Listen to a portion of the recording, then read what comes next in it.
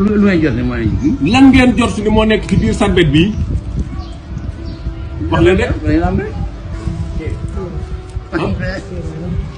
nga loolu ko jot sëriñ bi nee na loolu kan ngeen ko jot si yéen xam nga lu ñu ne sëriñ bi nee na xam nga lu ci nekk mburu mburoo ci nekk mburu moo nekk ci sarbet bii moo ko am waaw bu dee téere yi sëriñ bi nee na bu dee téere bi nag boo ko ambee boo ko ambee bu la neexee pompe sa lañ ci bu la neexee nag pompe sa laj ko lañ ci kaw xet gi di xëy ci biir téere xet gi nag di xeeñ ci biir téere bi loolu lañ jublu loolu lañ ci jublu waaye boo ko dee sotti ci kaw waaye boo ko dee sotti ci kaw téere yi day mujj niinal mbind ma day mujj niinal mbind ma def seetlu rek day murid boo xam ne fii téere ba mu yor bu ngeen ko seetloo rek gis ni léeg-léeg murid am murid boo xam ne téere ba mu yor day ñaaw a ñaaw day ñaaw a ñaaw te fekk nag nag xam nga da koy téye nii xam nga da koy téye nii nee na lii di lang lii di lang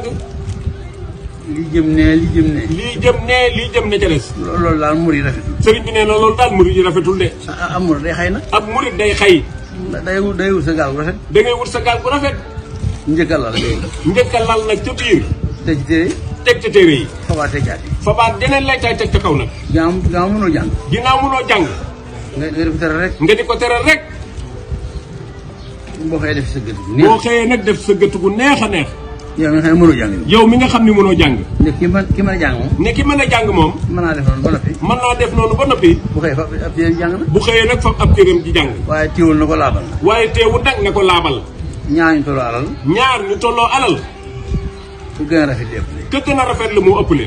am na ko topp ci ñu baax ni sax baax ni am na ku ko topp ci ñu baax ñi sax ba wax ni ñaari ponkal sax ñaari ponkal sax ma gën a ñuul gën a ñaaw ma gën a ñuul gën a ñaaw moo ëpp ndax ñaari ba lu ko ëpp ndax ñaawaay ba la ko ëppee ba ñaar ñu tolloo alal itam ñaar ñu tolloo alal ci alal itam ku gën a rafet le ka gën a rafet le mu ëppale